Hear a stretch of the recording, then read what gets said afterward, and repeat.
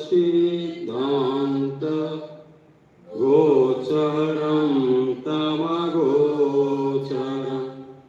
गोविन्दं परमानन्दं सद्गुरुं प्रणतोऽस्म्यहम्।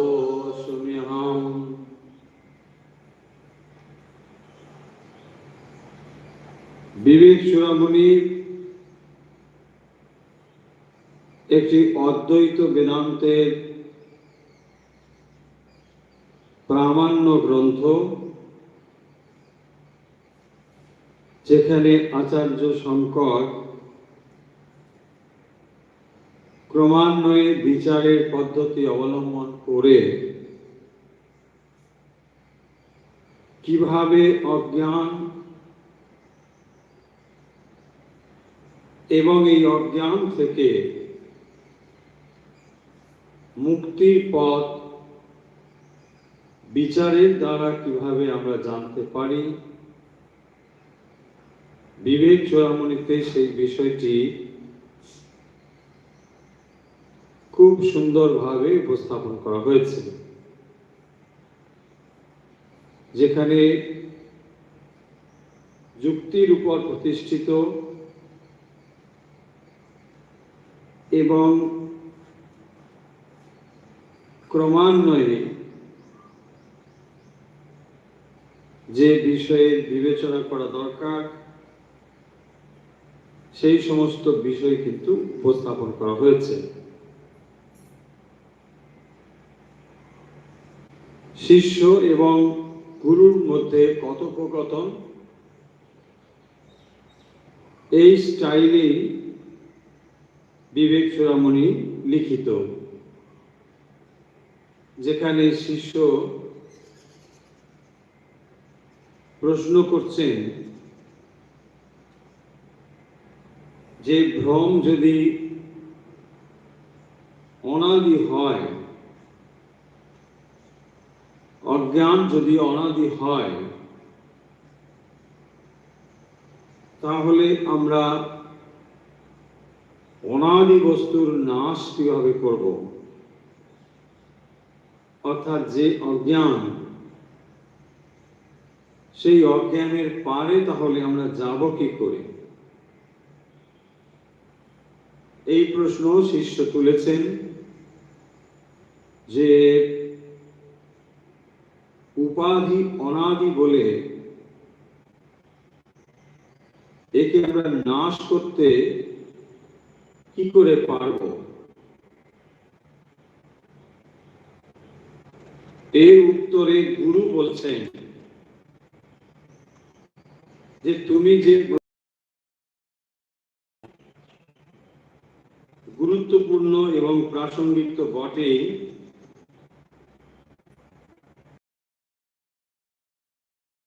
আমরা বই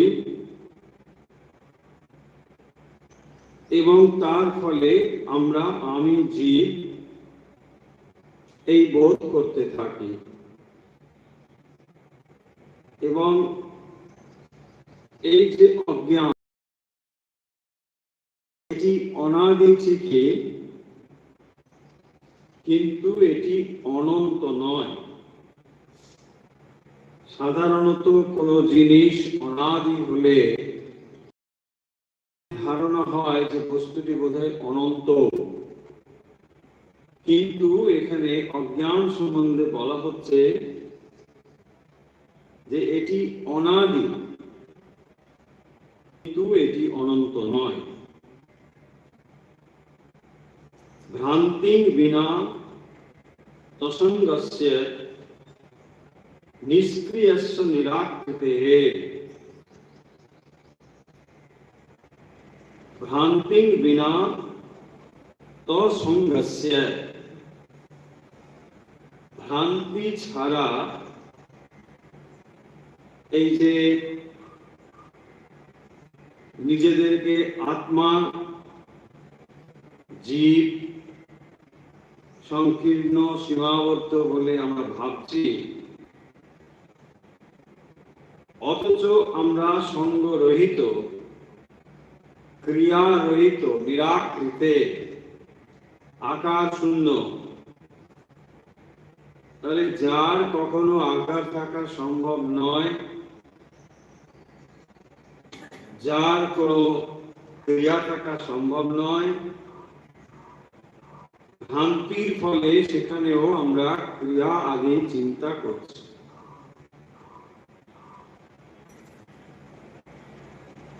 ঠিক সেরকম ভাবে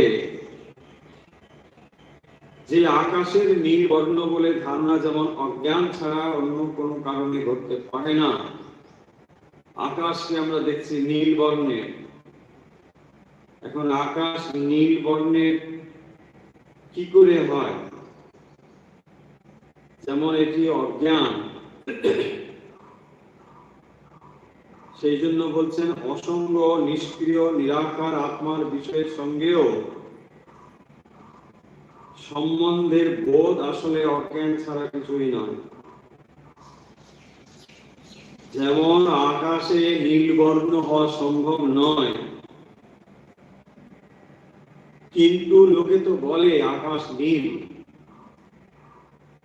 এটা আসলে ভুল করে বলে। ঠিক সেরকম যে আত্মা অসঙ্গ নিষ্ক্রিয় এবং যার কোনো আকার থাকা সম্ভব নয়, সেই রকম আত্মাকেও আমরা ভ্রান্তির ফলে সঙ্গ ক্রিয়াশীল এবং বিভিন্ন আকার সংযুক্ত বলে মনে করি। এখানে ভ্রান্তি, এবং এই ভ্রান্তি কিভাবে দূর করা সম্ভব, পরপর কয়েকটি শ্লোকে সেই কথা বলেছেন যে এই ভ্রান্তির বিনাশ কি করে সম্ভব। একমাত্র যখন জ্ঞান হয় তখনই ভ্রান্তির বিনাশ সম্ভব। বুদ্ধির বিভ্রান্তির ফলে আমরা নিজেদেরকে ক্রিয়াশীল বলে মনে করছি, অর্থাৎ যা আত্মার গুণ নয় সেগুলোকে আত্মার গুণ বলে চিন্তা করছি। এবং সেটি কিভাবে সম্ভব না, এইভাবেই বিচারের দ্বারা সেটি এখানে দেখানো হয়েছে যে আসলে আত্মা অসঙ্গ, অথচ বুদ্ধির বিভ্রান্তির ফলে তাকে আমরা সঙ্গ ক্রিয়াশীল বলে ভাবছি। শস্য দ্রষ্টু নির্গুণ স্যাৎ ক্রিয়াস্য প্রত্যেক বোধানন্দ স্বরূপ বুদ্ধেহে ভ্রান্ত্যা প্রাপ্তো জীবভাব ন সত্য মহাপায়ে নাস্তি বস্তু স্বভাব। এই অজ্ঞান এর ফলে আমরা ভ্রান্তিযুক্ত হয়ে জীবভাব প্রাপ্ত হয়েছি, এবং তার ফলে আত্মায় এই মিথ্যা উপাধি আরোপিত হয়েছে। তাই জীবের দোষ গুণ আছে, জীবের কাজ রয়েছে, কিন্তু আত্মার ঠিক তার বিপরীত। আত্মার দোষ নেই, গুণ নেই, তিনি অপ্রিয়, প্রত্যেকের অন্তরে বোধ স্বরূপ তিনি বিদ্যমান। তাই বিচার করে এখানে দেখানো হচ্ছে যে কিভাবে এই অজ্ঞানের বিনাশ সম্ভব। অজ্ঞানের বিনাশ যে সম্ভব তা পরপর কয়েকটি শ্লোকে বলা হচ্ছে।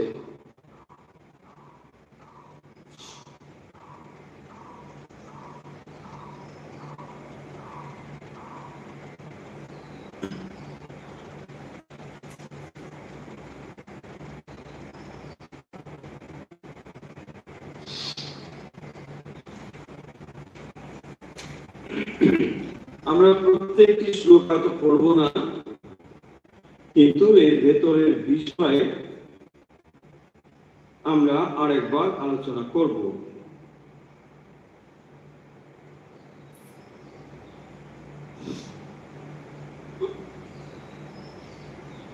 यावत् भ्रांति तावत् देवास्व सत्ता मिथ्या ज्ञाने जिमृतस्य प्रमादात् रज्जाम सर्पो भ्रांति कालिन। এখানে যেটি বলছেন যে রজ্জু এবং সর্পের বিষয়, যখন রজ্জু জ্ঞান হচ্ছে তখন সেখানে বাস্তবিক সর্প বলে আর কিছু নেই। রজ্জুই সর্বদা ছিল, সর্প সেখানে কখনোই ছিল না, কিন্তু সর্পের ভ্রম ছিল এবং এই ভ্রান্তি তাই বিচারের ফলে সেটি চলে যাবে। কারণ যে জিনিসটি আমরা যার অস্তিত্বই নেই সেটি কেবলমাত্র যেতে পারে সত্য বস্তুর জ্ঞানের দ্বারা।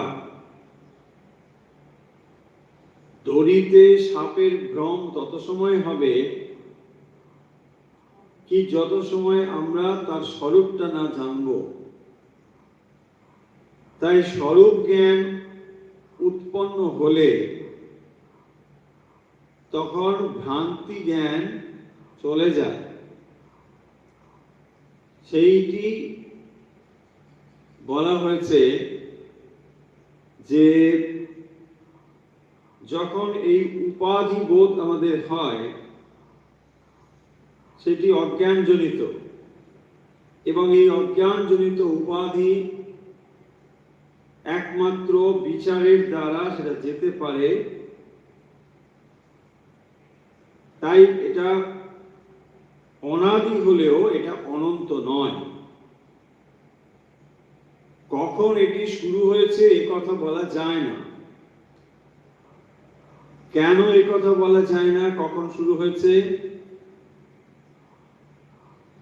না যখন আমরা নিদ্রিত হই বা যখন আমরা স্বপ্ন দেখি, স্বপ্ন কখন শুরু হয়েছে এই কথা স্বপ্নের ভেতর থেকে যখন আমরা থাকি তখন বলা যায় না। কেবলমাত্র জেগে উঠলেই যেমন স্বপ্নের কে স্বপ্ন বলে মনে হয়, ঠিক সেই রকম ভাবে অজ্ঞান অবস্থা থেকে যখন আমরা জ্ঞানের মধ্যে আসি কেবল তখনই আমরা বুঝতে পারি যে পূর্বের অবস্থাটি অজ্ঞান ছিল। তাই যে প্রশ্ন এখানে করা হয়েছিল যে অজ্ঞান কখন শুরু হয়েছে কিন্তু এটার বিনাশ আছে কি, এই প্রশ্ন রেখেছিলেন শিষ্য। তার উত্তরে গুরু বলছেন যে এর বিনাশ আছে। যিনি জ্ঞান প্রাপ্ত হন তার কাছে আর অজ্ঞান বলে কিছু থাকে না, কিন্তু তার জ্ঞান প্রাপ্তির পূর্ব পর্যন্ত অজ্ঞান অবশ্যই থাকে। এবং সেই জন্যই এখানে বলছেন যে এটার বিনাশ সম্ভব। তাহলে এই দুটো তিনটে শ্লোকে যে কথাগুলো বলা হচ্ছে তার তাৎপর্য বা অর্থ হলো এই 195 to 199 এর মধ্যে বলা হচ্ছে যে ভ্রান্তির বিনাশ সম্ভব। অর্থাৎ যে অজ্ঞান আমাদের স্বরূপের উপরে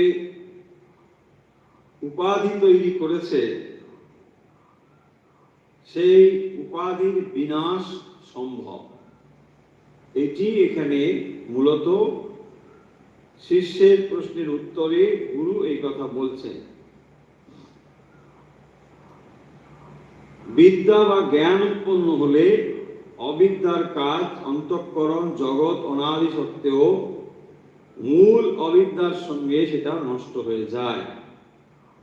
উপমা দিয়ে বলা হচ্ছে, জেগে উঠলে যেমন স্বপ্নের বোধ আর থাকে না, ঠিক একই রকম ভাবে এই জগৎ অজ্ঞানের ফলেই আমরা তাকে দেখছি, কিন্তু জ্ঞান যখন হয় তখন অজ্ঞান থাকে না। আরো উপমা স্পষ্ট নিলে বোঝা যাবে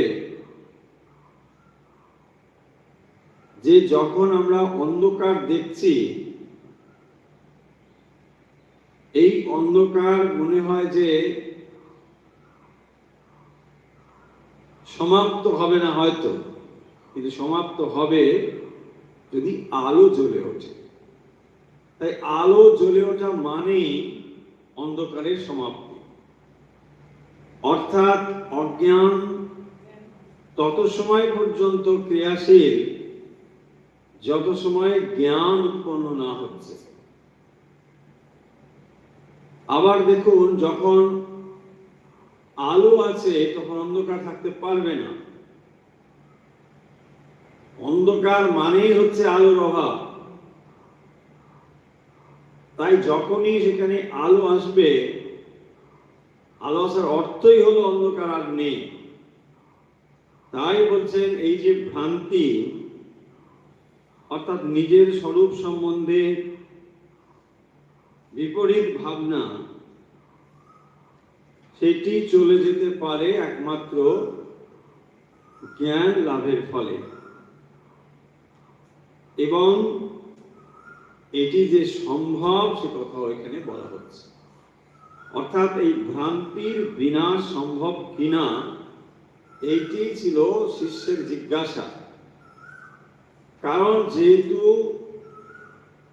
এই অজ্ঞানকে অনাদি বলা হয়েছে, তখনই শিষ্যের মনে প্রশ্ন উঠেছে যে যদি এটি অনাদি হয় তাহলে এর সমাপ্তি সম্ভব কিনা,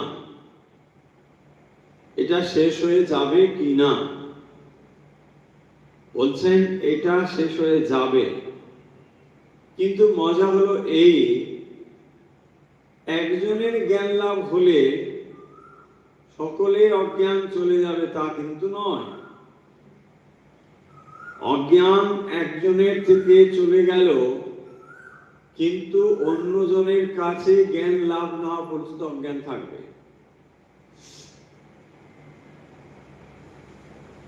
তাই ভ্রান্তির যে বিনাশ সম্ভব, এইটাই হলো পয়েন্ট। যে ভ্রান্তি এটি চিরকাল থাকবে না, জ্ঞান উৎপন্ন হলেই এটি চলে যাবে। বিনিবৃত্তি ভবেৎ তস্য সম্যক জ্ঞানেন নান্যথা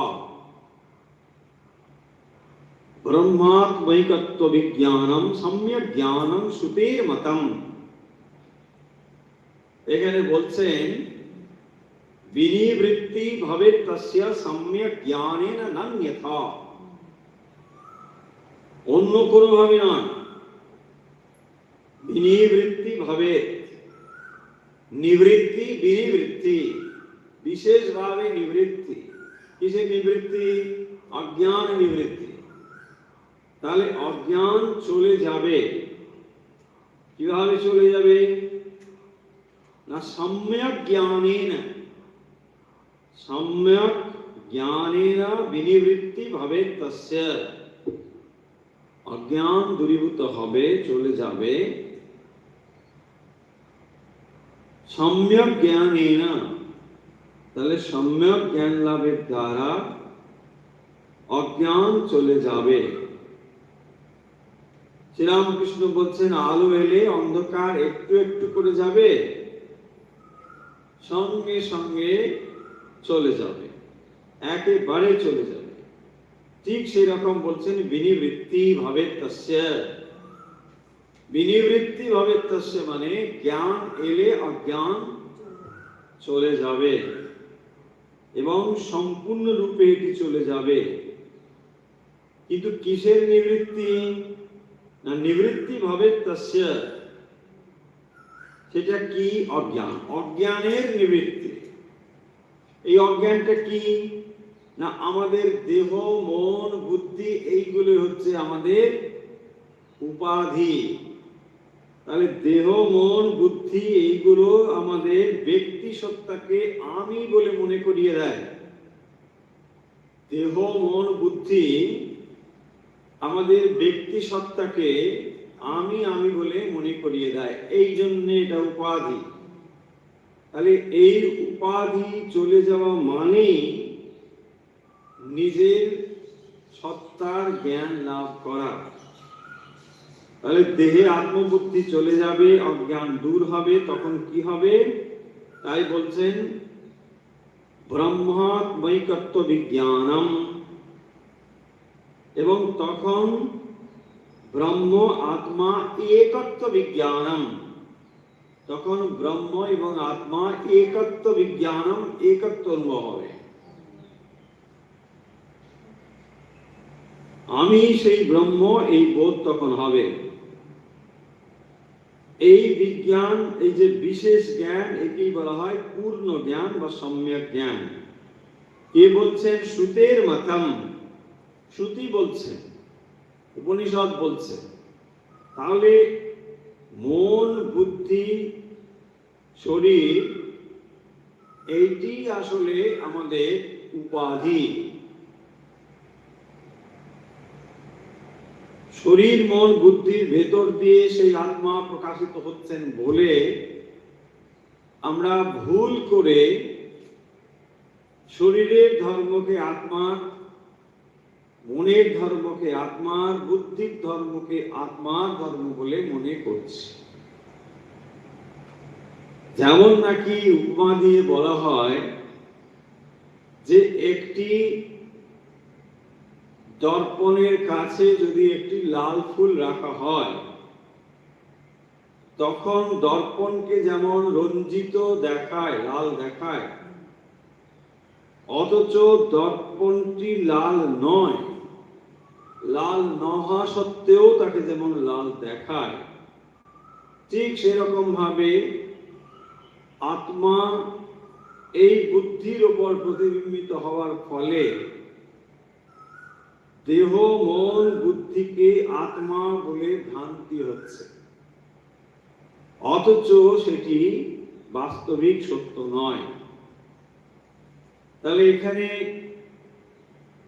যে দর্পণ সেটি হলো আত্মা, আর লাল ফুল হলো আসলে আমাদের বুদ্ধি বা মন। সেই বুদ্ধি মন আত্মার সংস্পর্শে এসে সেটাকে, বুদ্ধিকে রাগ দেশ ইত্যাদির সঙ্গে সংযুক্ত আমরা দেখছি।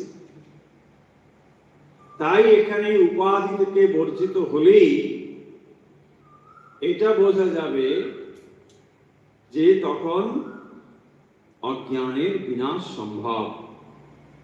তাই এখানে বিনিবৃত্তি ভবেত্তস্য সম্যক জ্ঞানেন নান্যথা। তাই এখানে বলছে যে অন্য কোনো ভাবে এটা সম্ভব নয়, এইভাবেই সেটা সম্ভব। জ্ঞানের দ্বারাই অজ্ঞান নিবৃত্তি করতে হবে। তাহলে স্বরূপত আত্মা হওয়া সত্ত্বেও জীব নিজেকে আসলে শরীর মন বুদ্ধির নিগড়ে নিজেকে ক্ষুদ্র বা সীমাহিত বলে ভাবছে। তার ফলেই তার এই সংসার যাত্রা, তার ফলেই সুখ দুঃখের অনুভব। তাহলে নিজের উপাধি থেকে যখন সে বর্জিত হতে পারবে, সেই জন্য বলছেন বিনিবৃত্ত ভবেত্তস্য, এবং তখনই সম্যক জ্ঞানের নান্যথা, একমাত্র তখনই সম্যক জ্ঞান সম্ভব, না অন্যথা, আর অন্য কোনো ভাবে নয়। তখনই ব্রহ্ম আত্ম একত্ব বিজ্ঞানম।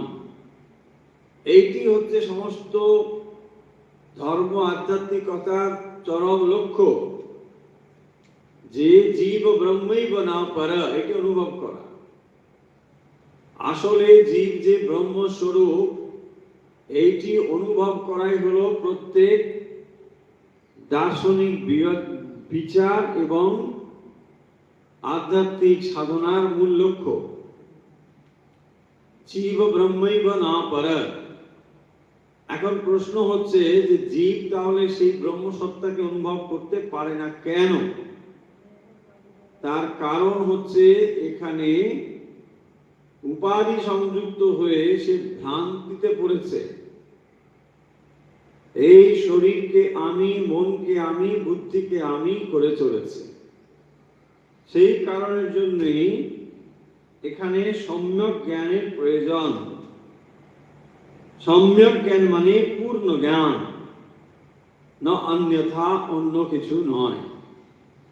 সেইটি প্রাপ্ত হলেই একমাত্র এই অজ্ঞান চলে যেতে পারে।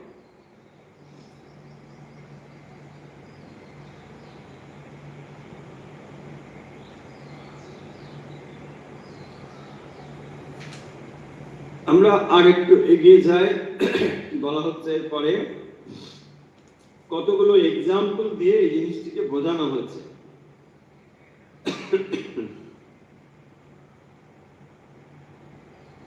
জলম পঙ্ক বদত্তত্যম পঙ্কাপায়ে জলম স্ফুটম যথা ভাতি তথাত্মাপি দোষা ভাবে স্ফুট প্রভ। পঙ্কবৎ জলম অত্যন্তম পঙ্ক অপায়ে। তাহলে বলছেন যে যেখানে অত্যন্ত জলে পাক কাদা এসব রয়েছে, সেইটিকে যেমন সরিয়ে দিলে নির্মল স্বচ্ছ জল দেখা যায়, পাওয়া যায়। জলম পঙ্কবৎ অত্যন্তম পঙ্কপায়ে জলম স্ফুটম।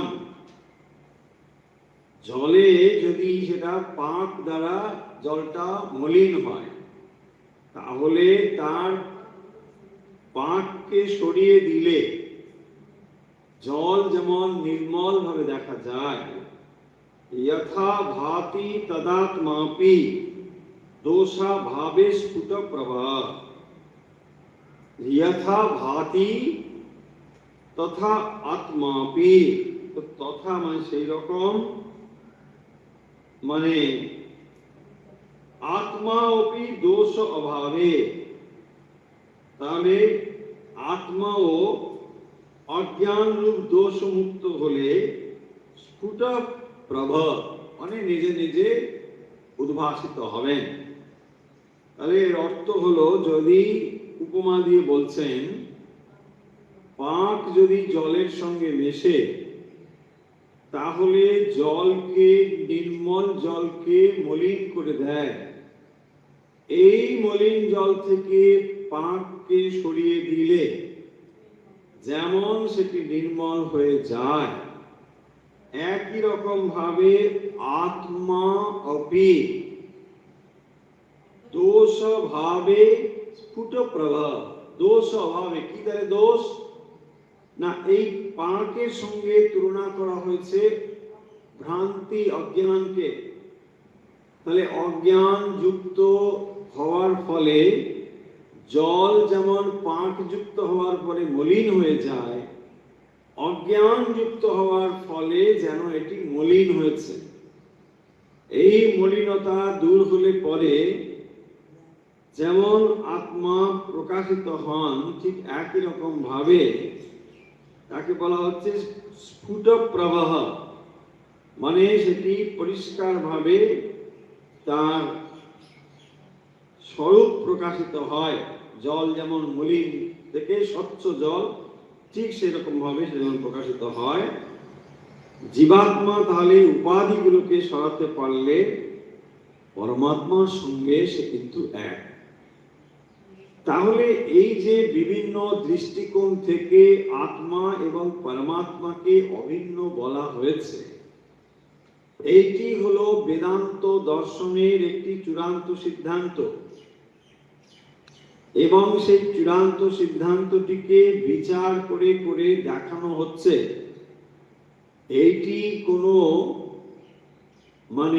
কল্পনার দ্বারা প্রতিষ্ঠিত সত্য নয়, যে তুমি আসলে সেই আত্মা, তুমি ব্রহ্ম, তুমি ঈশ্বর, এগুলো কোনো আবেগের কথা নয়।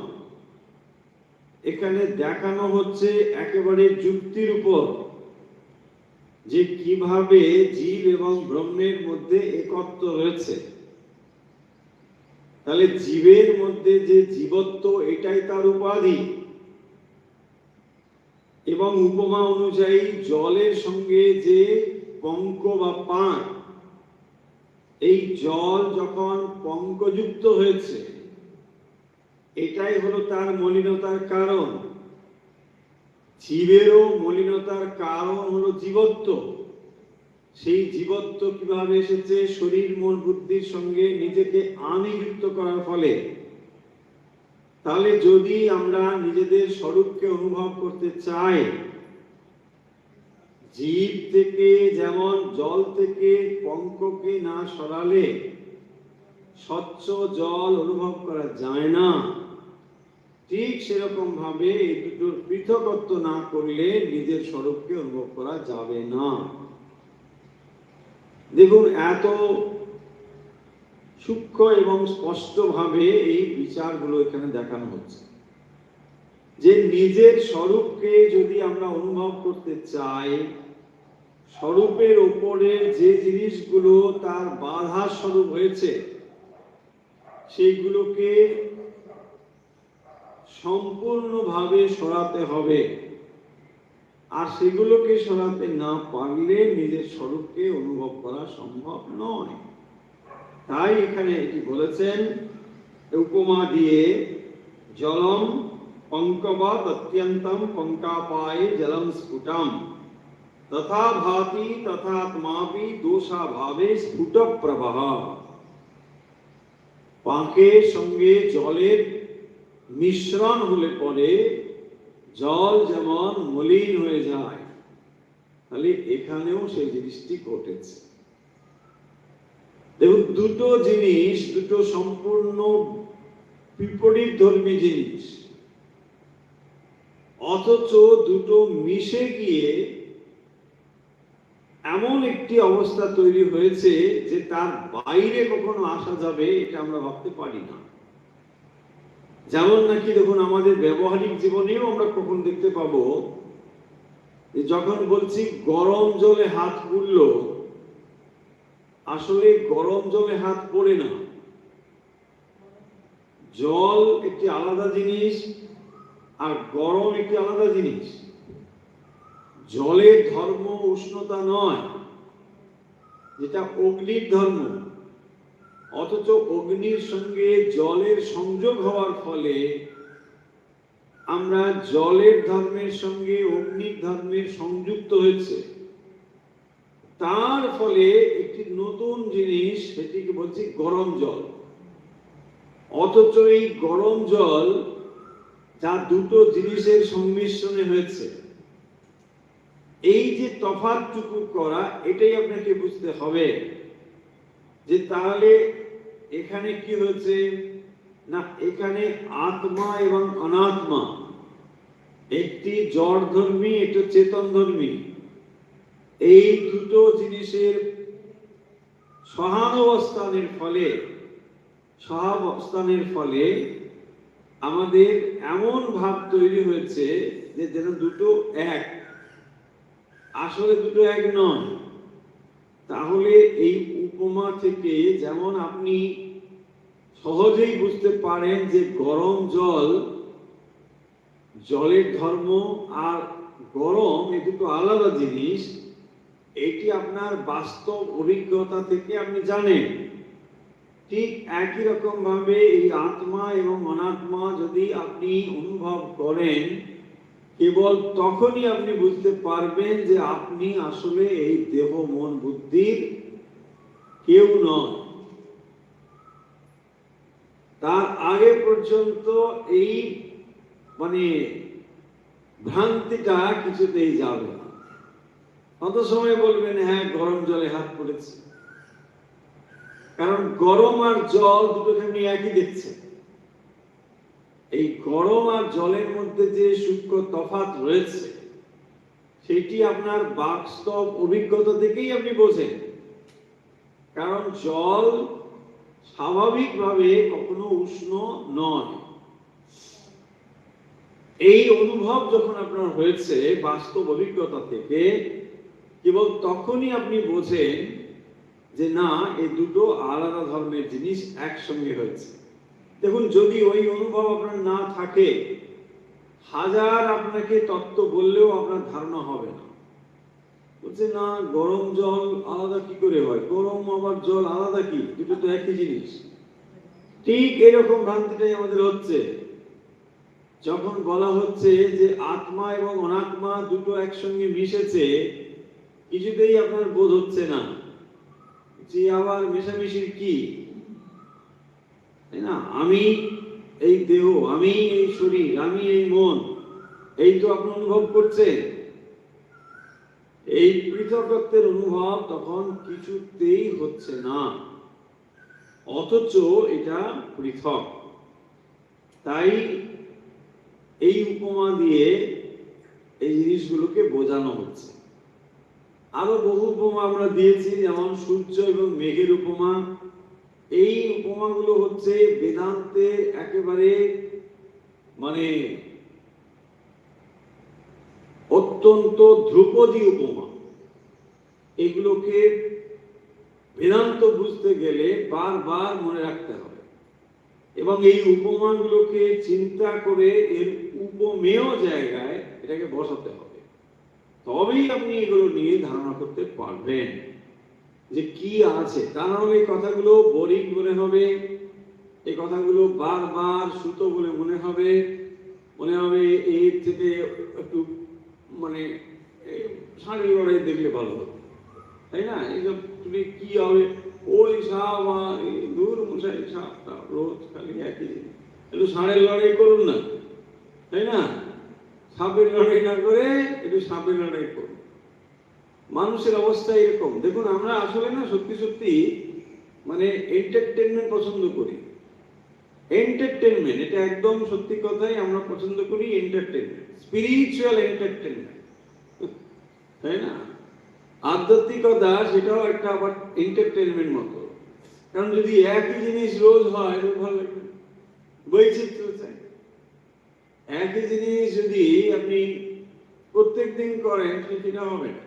সেই জন্যই বলছি এক মন্ত্র কেন রোজ যোগ করবো, তাই না? আজ একটু মন্ত্র হলো, কাল একটা আর একটা গুরু করলাম, তার মন্ত্র খানিকটা করবো, ওখানে দাঁড়িয়ে বাবা পাওয়া গেল, দাঁড়িয়ে বাবা খুবই বেশ শক্ত সামর্থ্য দেখতে পাচ্ছি, লাফা জাফা করে, ফলে ও একটু মন্ত্র নিয়ে নাও, ওখান থেকে আর একজনের নাম, এই চলছে। সোমবার এর হলো, মঙ্গলবার ওই ওর কাছে, পরশু দিন আরেক, বৈচিত্র্য। কিন্তু বুঝতে পারি না যে এই ভ্রান্তি অবস্থার ভিতরে যখন থাকি আমরা, তখন মন যে কিভাবে আমাদেরকে বিভ্রান্ত করে এর কোনো মানে ইচ্ছা নেই। সেইগুলি বুঝতে পারি না বলেই এই জিনিসগুলো ধারণা করা যায় না। এখানে আরো বলা হচ্ছে, দেখুন,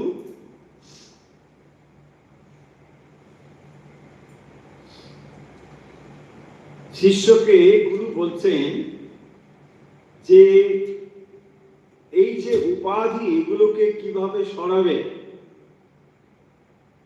অসন্নিবিত্ত তু সদাত্মনা স্ফুটম প্রতীতিরেতস্য ভবেৎ প্রতীচ ততো নিরাশঃ করণীয় এব সদাত্মনা সাধব বহবাদি বস্তুনঃ। অসৎ নিবৃত্ত, তাহলে বলছেন যে মিথ্যা উপাধিকে সরিয়ে দিতে হবে। অসৎ নিবৃত্ত তু এতস্য প্রতীচঃ সদাত্মনা স্ফুটম প্রতীতি ভবেৎ। তাহলে যেটি আরোপিত জিনিস সেটাকে সরিয়ে দিলে যেটা সত্যি সত্যি সেটাই স্ফুটতর হবে, যেটা চিরকাল ছিল সেটাই বেরিয়ে আসবে, আর যেটা আরোপ করে যুক্ত হয়েছিল সেটা চলে যাবে। এই কথাই বলছেন, তাতো নিরাশা করণীয় এব সদাত্মনা। তাহলে এটাকেই সরাতে বলছেন, যেটা উপাধি রূপে যুক্ত হয়েছিল সেইটিকেই সরাতে হবে। কি করে সেটা করব? সদাত্মনঃ অহম আদি বস্তুনা তথা সদাত্মনা অহম আদি বস্তুনা সাধু নিরাশ এব করণীয়। সাধু মানে এখানে সম্পূর্ণভাবে, নিরাশ মানে সরাতে হবে।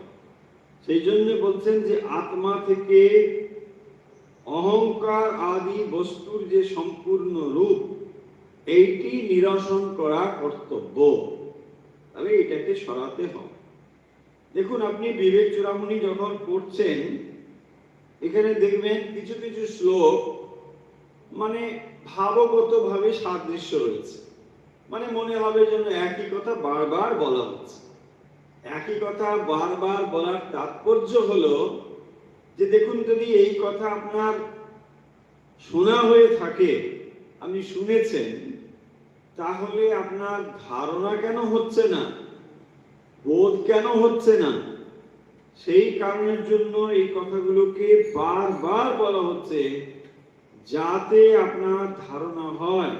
আর এই কথাগুলোর যে কত ইম্পর্টেন্ট সেইটি বোঝানোর জন্য এই শ্লোকগুলো এখানে বারবার বলা হচ্ছে। যে সমস্যা একটি, এবং সেটাকে যদি তুমি ভালোভাবে ধরতে পারো, তাহলে আর হাজার কথায় কাজ কি? অনেক কথায় কি কাজ? কোনো কাজ নেই। অজ্ঞান নিবৃত্তি হচ্ছে একমাত্র কর্ম।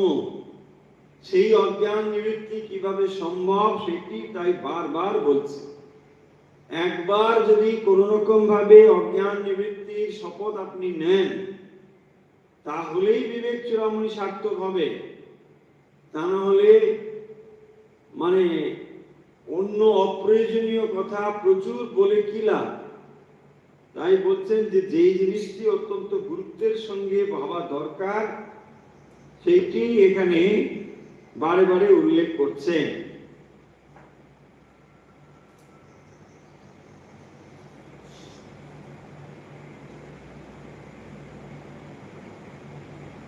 अतो नायं परात्मा स्यात् विज्ञानमय शब्दवाक। তো এর তাৎপর্য হচ্ছে যে এই যে কোষগুলো বলা হয়েছে, যেখানে অন্নময় কোষ থেকে একেবারে আনন্দময় কোষ পর্যন্ত, এইগুলো হচ্ছে যে এগুলো একটা আসলে উপাধি, এবং এগুলো অনিত্য। কিন্তু আমাদের এই যে দেহ, মন, বুদ্ধি, এগুলো নিয়ে আমরা এই উপাধির দ্বারাই যেন এই জগৎকে আমরা ভোগ করছি, জগৎকে ব্যবহার করছি। তাই এগুলোকে বলছেন যে বিজ্ঞানময় শব্দভাগ।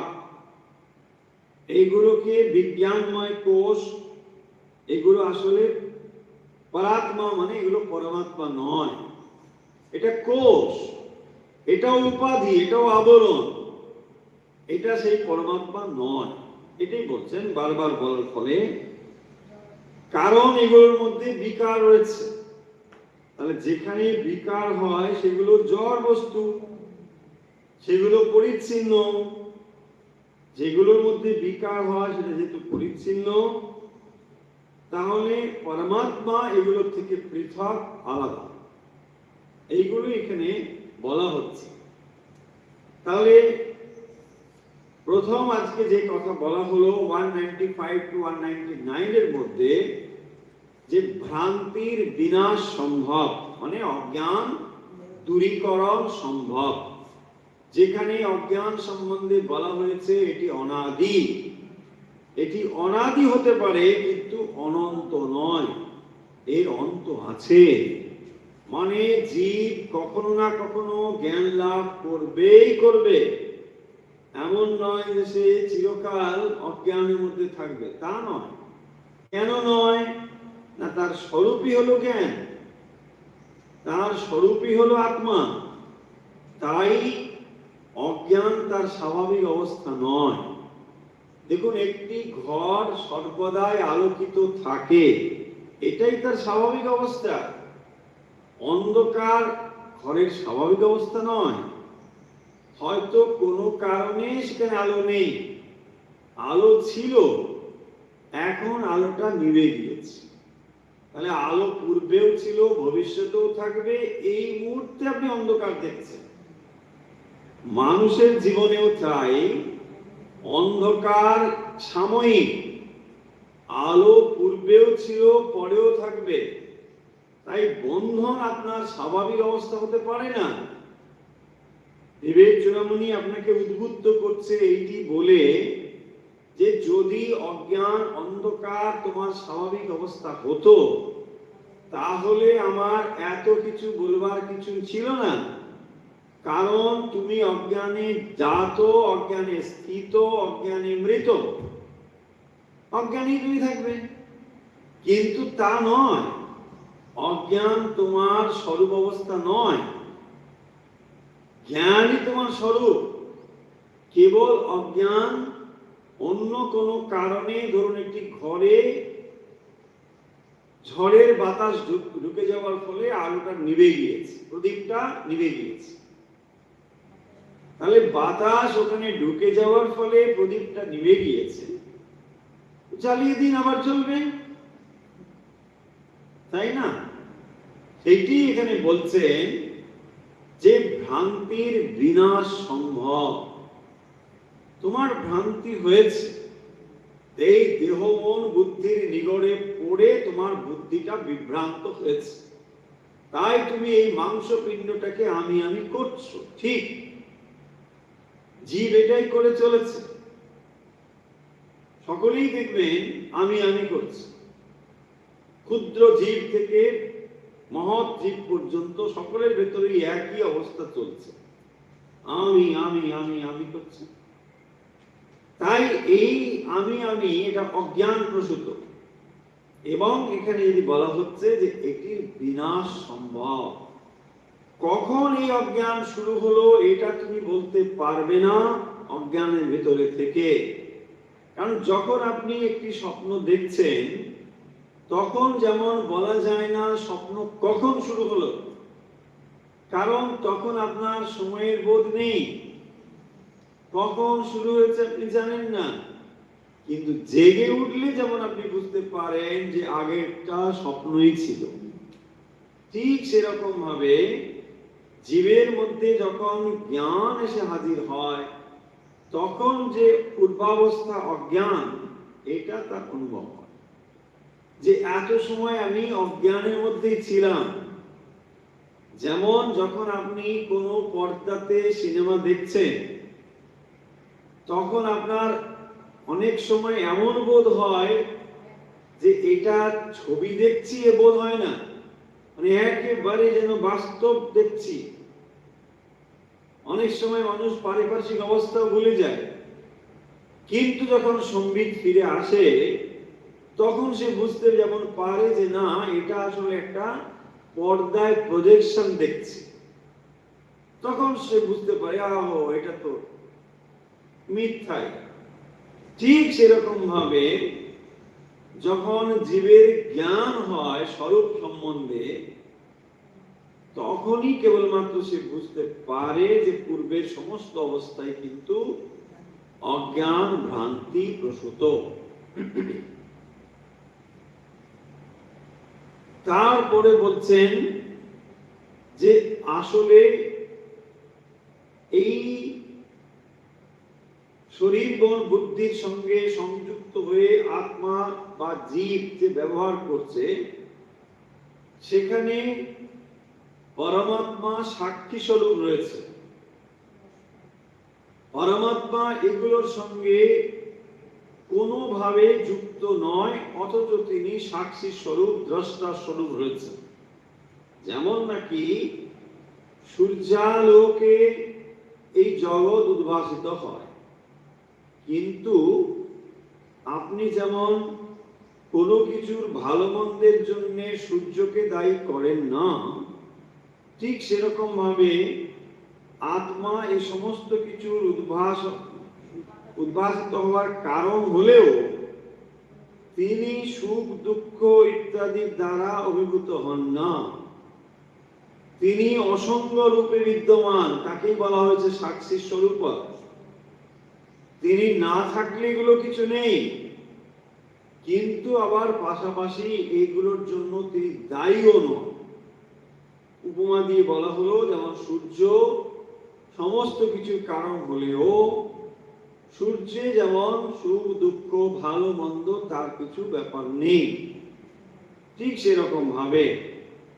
আর এর সমাধানের কথা কি বলা হলো না, মোটামুটি 203, 4, 5, 6 এই ধরনের শ্লোকগুলোতে যেটা বলা হলো সেটি হলো উপাধি বর্জন। তাহলে উপাধি আমাদেরকে স্বরূপ জ্ঞানে বাধা দেয়। এখানে একটি উপমা ব্যবহার করা হয়েছে যে জল যখন কাদার সঙ্গে যুক্ত হয়, পাঁকের সঙ্গে যুক্ত হয়, তখন জলটিকে যেমন আমরা কর্দমাক্ত দেখি, অঙ্কিল দেখি, অস্বচ্ছ দেখি, অথচ যদি জলকে পাক থেকে পৃথক করা যায়, জলকে নির্মল স্বচ্ছ রূপে যেমন দেখা যায়, ঠিক একই রকম ভাবে আত্মার যে স্বরূপ, তার সঙ্গে দেহ মন বুদ্ধির উপাধি সংযুক্ত হয়ে এটিকে যেন মলিন করে দিয়েছে। তাই মলিন অবস্থায় যখন আমরা দেখছি, দেখুন আপনি যদি পাঁক জল দেখেন, কাদা জল দেখেন, তখন আপনার স্বচ্ছ জলের কোনো ধারণাই হবে না। বলছে স্বচ্ছ জল কি সম্ভব? কিন্তু যদি ওই কাদা জলকে আবার পরিষ্কার করা হয় বিশেষভাবে, দেখবেন অত্যন্ত স্বচ্ছ জল দেখা যাবে। এইটি হচ্ছে আমাদের অজ্ঞানের ভেতরে যখন আমরা রয়েছি, তখন জ্ঞান সম্বন্ধে কোনো ধারণাই করতে পারছি না যে সত্যিই কি আমার কোনোদিন জ্ঞান হবে, সত্যিই কি আমি কোনোদিন জ্ঞান লাভ করতে পারবো। কারণ এত কর্দমাক্ত জল, সেটি দেখে আমরা ভীত হয়ে যাই, ভয় পেয়ে যাই। শুধু কাদাই আর কাদা, তাই না? কিন্তু এটা সম্ভব। বলছেন এটা যেমন উপাধির দ্বারা সম্ভব, উপাধি ত্যাগ করিলে পরে, ঠিক সেরকম ভাবে আমাদের শরীর মন বুদ্ধির সঙ্গে যে উপাধিগুলো সংযুক্ত হয়েছে, সেই উপাধিগুলোকে বর্জন করতে পারলে, সরাতে পারলে তবে এটি সম্ভব। তাহলে আজকের কথা আমরা শেষ করব। আজকের কথার মধ্যে যে কথাগুলো ছিল সেগুলোকে সমাপ্ত করলে এটা দাঁড়ায় যে অজ্ঞানের একদিন শেষ আছে, অজ্ঞান সমাপ্ত হবে, অর্থাৎ ভ্রান্তির বিনাশ রয়েছে। অজ্ঞান কখন শুরু হয়েছে কথা বলা যায় না ঠিক অজ্ঞানের ভিতরে থেকে, কিন্তু অজ্ঞানের যে নিবৃত্তি সম্ভব, অজ্ঞান যে বিনাশ হওয়া সম্ভব, এটি আচার্য শঙ্কর গুরু শিষ্যের কথোপকথনের ভেতর দিয়ে এই কথা উল্লেখ করেছে। কারণ শিষ্যের মনে আশঙ্কা ছিল যে আপনি বলেছেন অজ্ঞান হলো অনাদি, তাহলে যেটি অনাদি আমি ধরে নিতে পারি এটি অনন্ত। বলছেন না না, তোমার এখানেই ভুল, এটা অনাদি হতে পারে কিন্তু এটা অনন্ত নয়, এটার অন্তিম আছে। কখন না, যখন তুমি জেগে ওঠো তখন স্বপ্ন যেমন ভঙ্গ হয়, মিথ্যা বোধ হয়, ঠিক সেরকম ভাবে এটাও তুমি বুঝতে পারবে। একটি ঘরে, অন্ধকার ঘরে যেমন আলো জ্বেলে দিলে ঘরটিকে আলোকিত দেখা যায়, ঠিক সেরকম ভাবে জীব যখন তার অজ্ঞানকে চলে যায়, জ্ঞান যখন সেখানে আসে, তখন যেমন অজ্ঞান চলে যায়, ঠিক একই রকম ভাবে এই ভ্রান্তিরও বিনাশ সম্ভব। সেকেন্ড যে কথাটি বলা হলো সেটি হলো যে আত্মার সাক্ষী ভাব, আত্মা সাক্ষী স্বরূপ, তিনি অসঙ্গ, কর্মরহিত, আকার রহিত। আত্মার কোনো আকার নেই, আত্মা অসঙ্গ, আত্মা ক্রিয়াশীল নয়, ক্রিয়াহীন, নিষ্ক্রিয়। ফলে এই যে গুণগুলো আত্মার হওয়া সত্ত্বেও আপনি নিজেকে অনুভব করছেন আমি ক্রিয়াশীল, আমি আকারযুক্ত। কেন এটা হচ্ছে? এই জন্য উপমা দিয়ে বলা হচ্ছে যে একটির সঙ্গে আরেকটির সহাবস্থানের ফলে একটি ধর্ম আরেকটির উপরে সে পড়েছে। যেমন নাকি আমরা গরম জলের কথা বললাম, যেমন নাকি আমরা লোহার বলে লাল হয়ে যাওয়ার কথা বলেছি, যে একটি লোহার বল তার সঙ্গে যদি অগ্নির সংযোগ ঘটে, সেই লোহার বলকে আপনি উজ্জ্বল দেখবেন, আবার তাকে আপনি উষ্ণ দেখবেন, অনুভব করবেন। তাহলে এই যে উষ্ণতা এবং উজ্জ্বলতা, এই দুটো লোহার ধর্ম নয়। লোহার ধর্ম না হওয়া সত্ত্বেও যেমন আপনি লোহার বলটিকে লাল দেখতে পাচ্ছেন, আবার গরম অনুভব করছেন, ঠিক সেরকম ভাবে যেটি আত্মার স্বরূপ বা স্বভাব নয়, সেইটি সংস্পর্শে থাকার ফলে দেহ মন বুদ্ধিকে চৈতন্যময় বলে মনে হচ্ছে। আর এখানেই আমাদের ভ্রান্তির শুরু, এই জন্যই আমরা বিভ্রান্ত হচ্ছি। তাহলে বিভ্রান্ত হলেও এমন একটি তফাৎ রয়েছে, যেই তফাৎটির বোধ হলে এই দুটো যে সম্পূর্ণ আলাদা জিনিস, এই বোধটা আপনার হবে। আর এই বোধ হলেই তখন আপনি অনাত্ম থেকে আত্মার পৃথকত্ব অনুভব করতে পারবেন। তাই কি বলা হলো না, উপাধি বর্জিত হলেই এটি অনুভব করা সম্ভব। তাহলে শরীর মনের উপাধিগুলো আপনাকে আত্মার স্বরূপকে জানতে দেয় না। এই উপাধিগুলো সরিয়ে দিলেই আপনি নিজের স্বরূপকে অনুভব করতে পারবেন।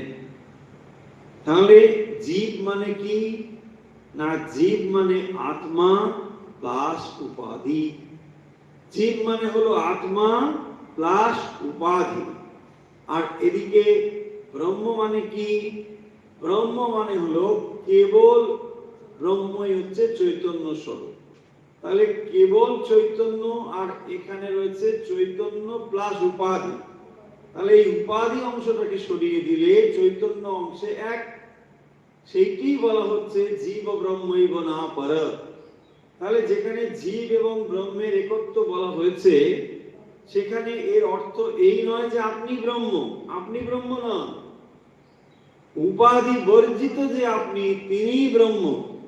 তাহলে লাফালাফি করে, ভুল অর্থ করে লাফালাফি করলে আমি ব্রহ্ম, ব্যাস লোকে ওইসব করতে থাকে, দেখবেন কিছুই না, কোথায় হয়তো একটা সামান্য কোনো অনুভব হয়েছে, ভাবলো ব্রহ্ম অনুভূতি হয়ে গেছে বলে তিনি গুরুগিরি শুরু করে দিয়ে ব্যাস একটা বিরাট দরবার খুলে বসেছে।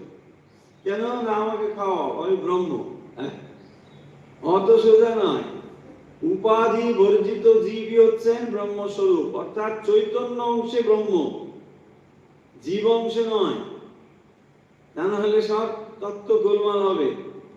যে কেউ বলতে পারে আমি তো ব্রহ্ম, বলতে পারেন, কিন্তু সেই ব্রহ্ম অনুভব হতে গেলে জীবত্বের অনুভব হচ্ছে উপাধি সেটি বর্জিত হবে, তবেই সেটি অনুভব করা সম্ভব। চলো তাহলে আজকের কথা, অনেক কথা হলো, খানিকটা মনোরঞ্জন, না মনোরঞ্জনের বিষয় আজকে কিছু ছিল না, আজকে সব আত্মানুরঞ্জন, সব আত্মানুরঞ্জন ছিল। তো তার মধ্যে আমরা 3টি পয়েন্ট দেখলাম, যে ভ্রান্তির বিনাশ সম্ভব, আত্মা সাক্ষী স্বরূপ, এবং উপাধি ত্যাগ করলে পরে তখন জীব এবং ব্রহ্মের একত্ব অনুভব করা সম্ভব। এই ছিল আজকের কথা। চলো